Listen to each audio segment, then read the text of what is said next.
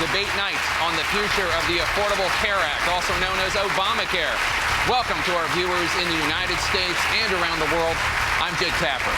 And I'm Dana Bash. President Trump has made the repeal and replacement of the Affordable Care Act one of his top priorities. To certain members of our audience, that legislation has been a lifesaver. To others, it has harmed livelihoods.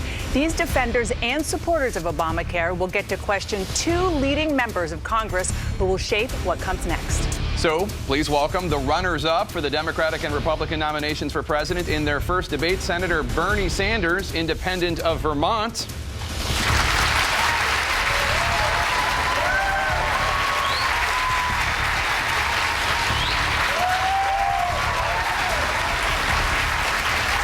And Senator Ted Cruz, Republican of Texas.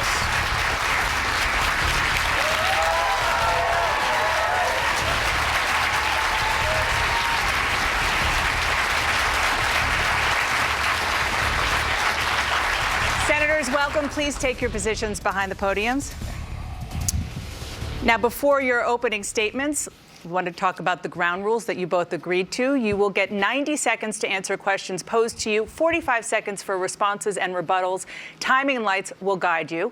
As we mentioned, a handful of members of our audience, which include both critics and defenders of the Affordable Care Act, will question you in addition to questions from Jake and myself. As moderators, we will guide the debate, and we will begin with 2-minute opening statements on what should happen to health care in America. Senator Sanders. Let me begin by thanking CNN for sponsoring this debate, and let me thank all of those who are watching. Let me get right to the point. Senator Cruz, like most Republicans, has said that he wants to repeal the Affordable Care Act, or so-called Obamacare. Let me tell you what that will mean to the American people. It means that if you are one of 20 million Americans who finally has received health insurance, forget about it, you're gone. You're off health insurance. And that means when you get sick, you ain't gonna be able to go to the doctor. And when you end up in the hospital, you'll be paying those bills for the rest of your life, or maybe you'll go bankrupt. What the repeal of the ACA means that if you are one of 10 million senior citizens who today is struggling with the outrageous cost of prescription drugs, your prescription drug costs are going to go up on average about $2,000. What the repeal of the ACA means is that if you are suffering with cancer, with diabetes, with serious mental illness, you will be put into a position where you may be rejected from any insurance at all because you have a pre-existing condition. And by the way, women are considered a pre-existing condition by the insurance companies because they might have a baby. Is the ACA perfect? No. Nobody believes that it is, and nobody believes that we do not need to improve it. But the debate is whether we kill it entirely or we make improvements in it. And I will tell you, overwhelming majority of the American people say, do not simply repeal the ACA, make improvements. Last point. The United States is the only major country on earth not to guarantee health care to all people as a right. I believe we should move in that direction.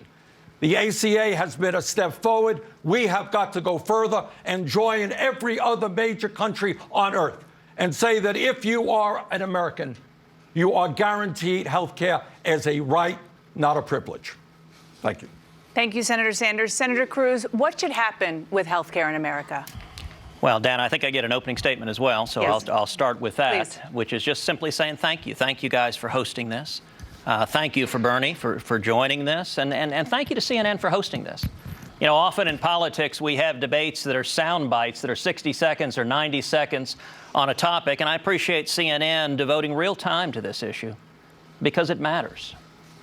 Healthcare is personal in a way that is different from most other political issues. Healthcare affects our families. It's our moms.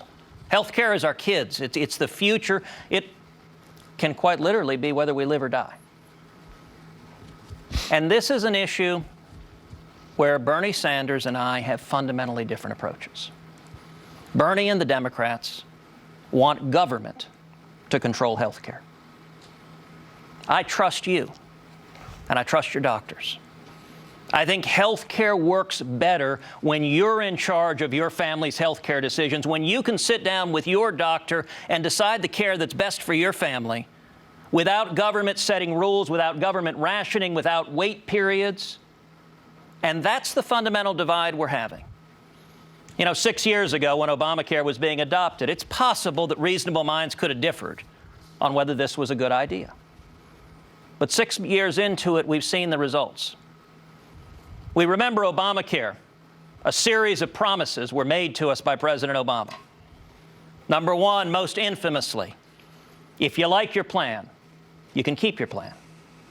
President Obama said that 37 different times. As 6 million people across this country discovered, that was not true when they had their plans canceled against their wishes. If you like your doctor, you can keep your doctor.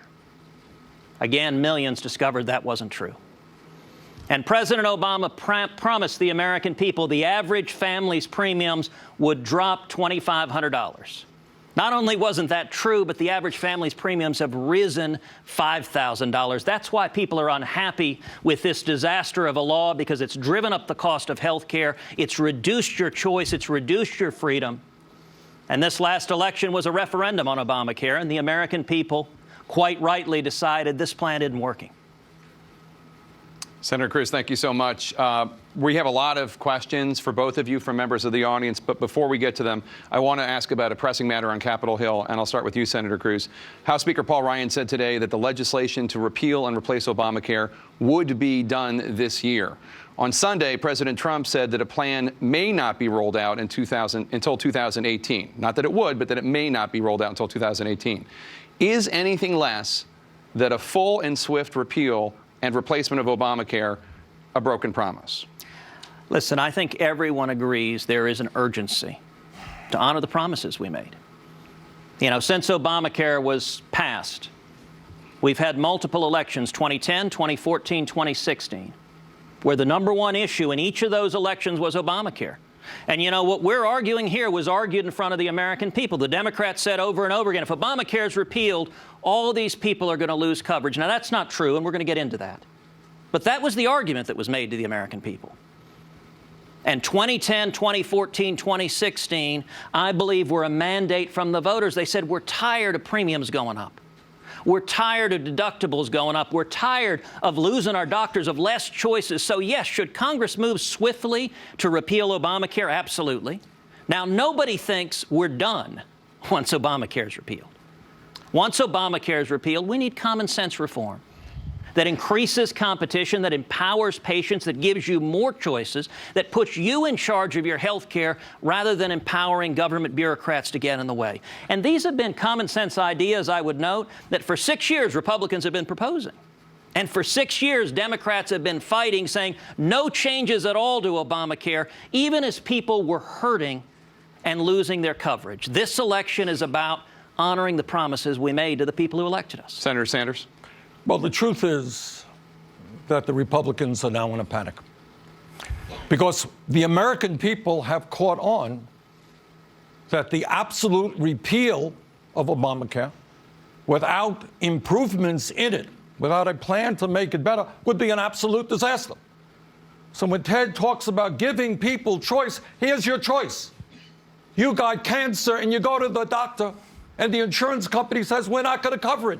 We can't make money on you because you have cancer. You have a pre-existing condition. And here's another choice you can have if we get rid of Obamacare. If you have diabetes and you're spending a whole lot on health insurance, the insurance companies will say, sorry, we're only going to spend X dollars because we got to make money off you. That's the function of private insurance. So do we have to improve the Affordable Care Act? Of course we do. But let us remember where we came from. Before the Affordable Care Act, as Ted probably knows, if you were a family of 4 during the 8 years under George Bush, your premiums doubled. So it's not like, oh, gee, just in America today, health care costs have gone up. They went up much higher before we had the Affordable Care Act. Senator Cruz, do you want to respond to that? You know, it is interesting to hear so much of the Democratic rhetoric that government controlling your health care is always justified by saying the insurance companies are terrible. Now, this is an example of what John Adams famously said, facts are stubborn things. Let's talk about some facts. In 2008, the 10 largest insurance companies in America made just over $8 billion profit. In 2015, those same 10 largest companies made $15 billion in profit. Insurance company profits have doubled under Obamacare. That was the result. Bernie helped write Obamacare. I don't think the federal government ought to be passing a law that doubles insurance company profits. And while those profits were doubling, what happened to the average American family? The average American family, your premiums have gone up $5,462. At the same time, the average deductible has gone up $5,000. For families that are struggling, you're getting less coverage, you're paying more for it, and your deductibles are higher. And you know who's making out like gangbusters? The insurance companies and those in government whose solution is let's have even more government control. This thing isn't working. You know, Senator here Sanders. I find myself in agreement with Ted. He's right. The function of insurance companies is not to provide quality health care to all people, to make as much money as they possibly can. Ted, let's work together on a Medicare for all single-payer program. So we're finally going to get insurance companies, private insurance companies, out of our lives. As you know, as the American people know, we are the only major country on earth that allows private insurance companies to run the system. But it's not only the points that Ted made about the insurance companies. What he forgot to tell you, even adding insult to injury, is many of these CEOs at the insurance companies make outrageous compensation and get all of these severance packages, in some cases over $100 million. Ted, let's work together. We're going to get those insurance companies out of health care. We'll move to a Medicare for all health care program, guaranteeing health care to all people. Thank you, Senators. Unless you want to agree to a single-payer system, I would love to respond. You're not going to support that. I know that. Well, actually, what I still will say, Bernie, is I would love for us to work together going after Big Pharma. And in particular, taking on the FDA. Right now, it takes $2 billion to approve a new drug. Now, I've introduced legislation to reform the FDA process so that new health care, so that we can be curing diseases and we can be helping people. I would encourage you to join me in that legislation. Join me in Right to Try, so that if someone has a terminal disease, the government won't tell them, you can't try this life-saving medicine because we forbid it. Gentlemen, we could do this. We could do this all night. We're going to get to pharma. I'm willing to look at it if you're willing to look at taking on pharma, which is the greediest of many greedy corporate interests in Washington. And I'll tell you what, I'm going to introduce legislation to have Medicare negotiate prices with the pharmaceutical industry. I am going to introduce again legislation to allow Americans to buy less expensive medicine in Canada, the UK, and other countries. Let's take on the greed of pharma, substantially lower prescription drug costs. And Dana, let me make a response to this, because this is a good discussion. The whole point of having an extended discussion is to, as you know, with drug reimportation, bringing in drugs from Canada and other countries, just a couple of weeks ago on the Senate floor, I voted with you. You voted for my amendment. In support of that, in support of allowing drug reimportation. It was the right thing to do, but I'll tell you, a much bigger barrier than that is the fact that, you know, in the last 20 years, the FDA has approved only 3 child cancer drugs in 20 years because the burdens are so great. I introduced legislation that said, if a drug is approved in another major country, if it's approved in Europe or Japan or our major respected partners, that the FDA's got 30 days to approve it here. We shouldn't be telling people with life-threatening diseases, you can't do everything you can to save your lives. That would be a great thing. We'd make news if you and I joined up on that. But that is not the major problem. The major problem with the pharmaceutical industry is, you know what? They could double or triple the prices you pay for medicine tomorrow. Senator Sanders. And there is no legislation to control that. Senator Sanders Hi, and Dana, Senator Cruz. Oh, hi. So good to see you. We do want to talk more about that later, but I want to get to some of the questions from our audience. One of the most popular parts of Obamacare is, as you mentioned earlier, requiring insurance companies to cover people with pre-existing conditions. If Obamacare is repealed, 52 million Americans could lose that guaranteed coverage because of their medical histories. One of them is Neosha Ponder, who is fighting breast cancer and currently undergoing radiation treatment. Neosha. Senator Cruz, if Obamacare is repealed, is there anything you can do to ensure the provisions are in place so that half of my paycheck won't be spent on health care? I didn't ask for cancer. Yeah. I never smoked. I never drank a lot. I've lived a pretty healthy lifestyle. I fear that if I don't have Obamacare, if I'm not covered, then my pre-existing condition of breast cancer and remaining treatments will make it difficult for me to afford insurance. Senator Cruz, what can you do to protect people like me who are alive because of Obamacare? Well, Neil, thank you for asking that question. And how long have you been diagnosed with breast cancer? I was diagnosed on April 25th, 2016. Wow. Well, you're doing great. Our prayers are with you. I'll tell you, my mom had breast cancer. And my mom was diagnosed in 2000. I sat by her hospital bed as she went through 2 surgeries, and it's a horrible disease, but 16 years later, thank God she is a survivor. And I will tell you, our medical innovation has been incredible dealing with breast cancer, and so all of us, our prayers and thoughts are with you. Thank you. You asked about people who get sick and not wanting your insurance canceled, not wanting your premiums to go up. That's absolutely right. That is absolutely right. And if you look at every proposal that's been submitted, every significant proposal that's been submitted to replace Obamacare, to fix the problems in the healthcare system after Obamacare is gotten rid of, all of them protect people in your situations. All of them prohibit insurance companies from canceling someone because they got sick. They prohibit insurance companies from jacking up the insurance rates because they got sick or injured. Look, the whole point of insurance is none of us know if we're going to wake up tomorrow like you did earlier last year and discover we have a terrible disease. And we buy insurance, we pay our premiums just so we know that we'll be able to take care of that situation. So absolutely we got to fix it, and I'm confident that we're going to. Senator Sanders, response? Ted, I cannot believe what you just said. It's in direct contradiction to everything you ran for president on. What Ted has said is he wants to get rid of all federal mandates. Did you say that 100 times? I didn't say it once. I will, said Ted Cruz, I will get rid of every word of Obamacare. Excuse me. The only way that we are going to make sure that you, and we all wish you the best, are able to get the health insurance you need with a pre-existing condition is to make sure that no insurance company in this country can say no to you or to anybody else. Now, Ted thinks that's a terrible government intrusion. I think it is the moral and right thing to do. So when you hear Ted and other Republicans say, we're going to get rid of all of Obamacare, we're going to leave it to the states.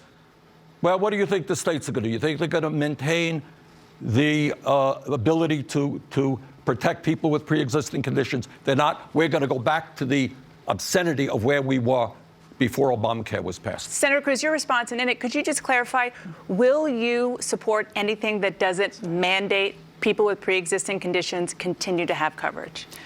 Look, my response, as I said hundreds of times on the campaign trail, yes, we should repeal every word of Obamacare. Mm-hmm. But if you listen to the next sentence, I always said, we're not done yet with health care reform. And we do that. We need health care reform and the principles of health care reform. They should expand competition. They should empower patients. And they should keep government from getting between you and your doctor. And I talked about all sorts of common sense ideas to do just that. And as I said, a proposal that is consistent in virtually every one of the pieces of Republican legislation that's been filed is a prohibition on insurance companies canceling people because they got sick. And you know, Bernie, it's easy to say to people, gosh, you're going to lose your coverage. What do the Democrats say to the 6 million people who had their health insurance canceled? Ted, you're a good lawyer and you use words well. Thank you. What you just said is cancel your insurance. Cancel your insurance, okay? That's good. But what happens if tomorrow you wake up and you go to the doctor and you discover that you have cancer? All right? You just discovered it. And the insurance companies say, hey, you're not a good deal for us. We can't make money off of you. You will not get that health insurance. So I think when people like Ted talk about repealing Obamacare, repealing government mandates, this is a government mandate, and it is a damn good mandate and a humane mandate. And Senator Cruz, if you would answer Neosh's specific question. I did multiple times, Dana. Okay, so you are saying that she will continue to have health care, Yeah. she and others who have pre-existing conditions, and you're going to make sure that that is a mandate and a requirement in whatever legislation you support? What I've said is virtually all of the Republican legislation that has been filed that the Democrats have opposed maintains a continuity of coverage so that insurance companies can't cancel policies. And, the question I asked a minute ago that Bernie chose not to answer is, what do the Democrats say to the 6 million people who had their insurance policies canceled, who got a notification in the mail that you don't get to see your doctors anymore, and not just the people who were canceled. There are people all over this country who can't afford health insurance because of Obamacare, who the deductibles are so high, the premiums are so high, they say, you know what, my family, we can't make it on this. And, you talk about the people covered by Obamacare. Here's something most people don't know. Most of the people covered by Obamacare are on Medicaid. They jammed a bunch more people in Medicaid. And I'll tell you what happens. People on Medicaid have markedly worse health outcomes Senator, than people with private insurance. Senator, we're I'd like to see a lot more people on private insurance able to be insured for health care rather than, but it's relevant to, he's saying people are going to lose their health care. If you want health care, we want as many people as possible to be able to afford insurance policies that protect you when you get sick. I want to just very briefly, go ahead. If you listen carefully to what he said, if you go to the doctor tomorrow and you are diagnosed with a terrible illness, the insurance companies do not have to provide you insurance. That is what Ted said. But he also said if you have an illness, it has to be kept. But really, we are moving into an era where millions of people who develop terrible illnesses will not be able to get insurance, and God only knows how many of them will die. So, Senator Sanders, you just heard Senator Cruz bring up an issue that a lot of Americans have out there, especially a lot of middle-class Americans who say that the Affordable Care Act has made it so that their insurance is unaffordable. One of them is in our audience right now. Her name is Melissa Borkowski. She's a nurse practitioner from Florida. She's a mother of 4. She and her husband are paying more than $1,000 a month to insure their family for a plan with a $13,000 deductible. Melissa? Good evening, Senators. Thank you for your time. As he said, I'm a nurse practitioner. I've worked in healthcare for over 25 years now, but under Obamacare, I'm not able to get the health services I need for myself or my family. Last year, I had a very abnormal pap smear and needed additional tests, but our plan has a $13,000 deductible before it will cover anything.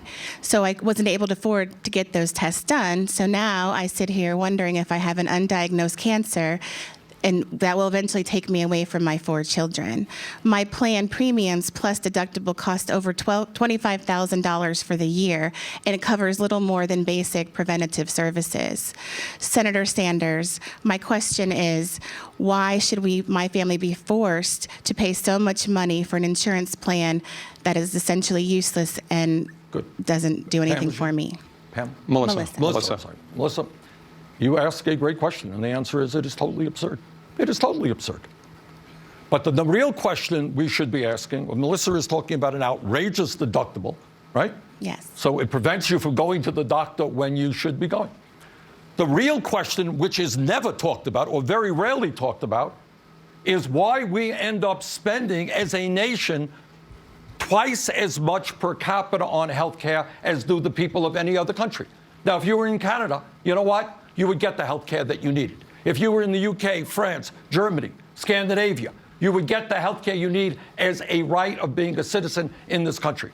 The idea that we have policies like that, like the one you described, is clearly an outrage and should tell every American that we've got to join the rest of the industrialized world and guarantee health care to all people as a right. And when we do that, by the way, for vast majority of the American people, their family incomes will go up. Senator Cruz? You know, Melissa, I'm sorry for the challenges you're facing. There are many people in America struggling with exactly what you are in the wreckage of Obamacare, with skyrocketing premiums, with deductibles that are unaffordable, and with really limited care. And I will commend Bernie for his candor. I mean, his view all along was that we need government-run and government-controlled health care for everyone. And indeed, as he said here tonight, he thinks other countries do it a lot better than America. He often points to Canada, the United Kingdom. He says, why do we pay more? Well, there's a reason we pay more than those countries. We get a lot more and a lot better health care. Let me give you some basic facts. As I noticed in all the Democratic primary debates, there was no discussion of the facts on the other side. The United States, population controlled, delivers 3 times as many mammograms as Europe, 2.5 times the number of MRI scans, and 31% more C-sections. We provide more health care. Not only that, in the United Kingdom, for example, wait times. In 2013, you waited 72 days for cataract surgery. You waited 89 days for hip replacement, 95 days for knee replacement. There are 3.7 million people in the United Kingdom right now on a waiting list waiting for health care. Whenever you put government in charge of health care, what it means is they ration. They decide you get care and you don't. I don't think the government has any business telling you you're not entitled to receive health care.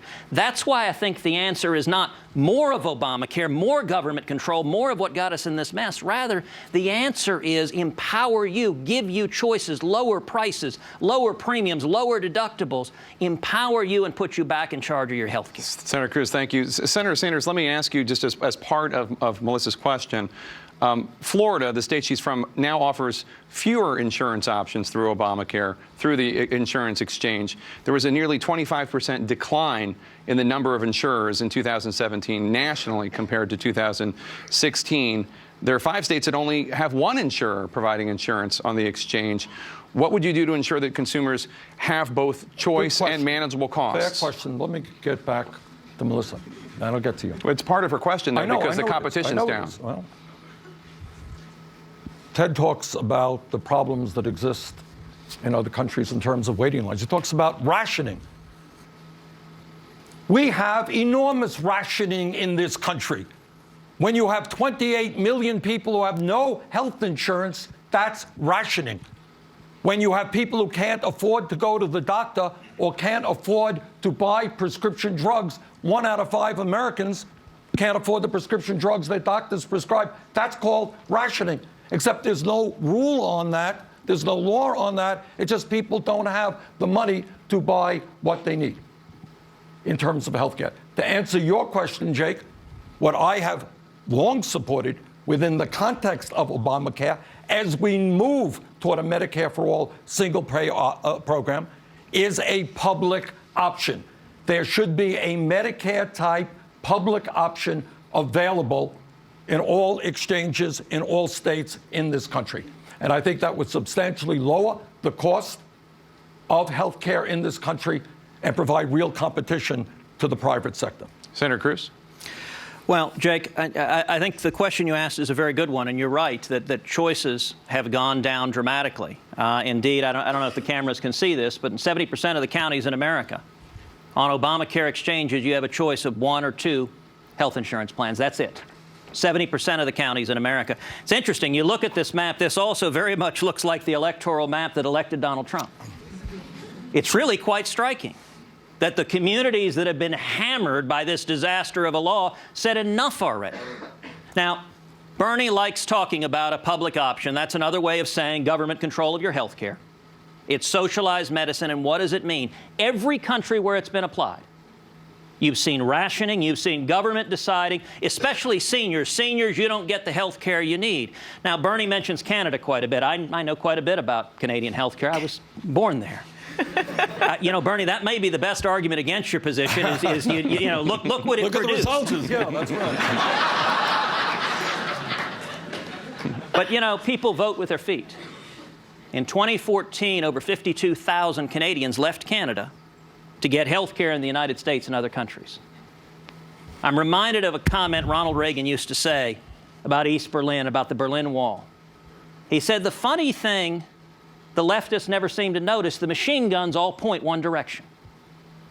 Everyone was fleeing communism and coming to freedom. If you look at socialized medicine, people leave their tens and hundreds of thousands every year, leave socialized medicine countries because they want to get a hip replacement, a knee replacement. You know, the governor of one of the Canadian provinces came to America to get heart surgery, and he was a governor in Canada. And by the way, in your home state of Vermont, your hospitals advertise with Canadian flags, come to American hospitals, you'll get better health care.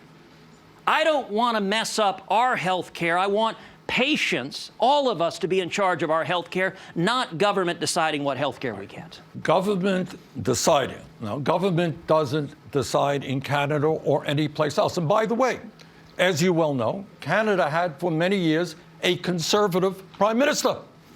The United Kingdom had for many years a conservative prime minister.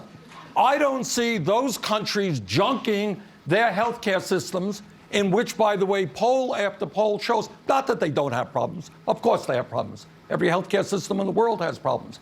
But I am not seeing those countries junking their universal healthcare system, which provide healthcare to all of their people at 1/2 the cost per capita that we do. I don't see conservative prime ministers doing that to go to the American healthcare system. Our system is wasteful. It is dysfunctional. It is incredibly bureaucratic. You talk about choice. You have people who have to argue with insurance companies for days before they can get the care that they need. See, Bernie, you say wasteful, and I say people exercising free choice. You're right. We could cut costs here if we do like Europe and cut the number of MRIs, the number of mammograms. If we cut, you look at the elderly in much of Europe. The elderly here, when the elderly face life-threatening diseases, they're often treated in the intensive care unit. In Europe, they're often put in palliative care, essentially doped up with some drugs and said, well, now is your time to go. Oh. I don't expect the government to be saying that. And let me give, since you laughed at that, let's actually talk facts, because facts matter. Yeah. So let's talk about, for example, a couple of stories from the United Kingdom. In Glasgow, Scotland, the Queen Elizabeth University Hospital was so overburdened this past January, it turned away 3 women who were in labor because they couldn't take care of them. In Worcester, England, a man was left on an ambulance gurney for 5 hours before his heart attack was diagnosed. And he waited 7 hours before he received a stent and angioplasty. In a hospital in Essex, doctors twice canceled a potential life-saving surgery for a patient with esophageal cancer because there were no free beds in the intensive care unit. One more example in Wales. An 82-year-old woman who had fallen waited 8 hours on the floor before an ambulance arrived. Her daughter sat beside her in the ordeal, described it as one of the longest nights of our life. This is what happened when government takes over health care. Every example on earth. The result is rationing and waiting periods, and you, the citizens, being told, no, you can't have the health care you want and deserve. And in America, we do rationing in a different way, Ted. The way we do rationing is, if you are very rich, you can get the best health care in the world, I believe, right here in the United States. We should be proud of that. But if you are working class, you're going to be having a very difficult time affording the outrageous cost of healthcare. That's what Melissa just told us a moment ago. Now, estimates different, but let's be clear about this. Every single year, tens of thousands of our fellow Americans die because they don't go to the doctor when they should. You gave some examples about the UK. Let me give you some examples. Here in the United States, I talk to doctors in Vermont, all over this country. And what they tell me, patients come into their offices very, very sick. And they say to the patients, why didn't you come in here a year ago when you felt your tumor, when you felt your problem, when you were sick? Why didn't you come in here? And people said, I didn't have any insurance. Well, my deductible was so high, I couldn't go. We just heard that story a moment ago. And some of those people die, and others end up in the hospital at outrageous costs for illnesses that could have been treated initially at far less cost. So please don't tell me about rationing. This country has more rationing than any other industrialized country on earth, except the rationing is done by income. And working class people and poor people today are suffering as a result of that rationale. We're going to take a very quick break. The debate will continue right after this with Senators Ted Cruz and Bernie Sanders. Stay with us.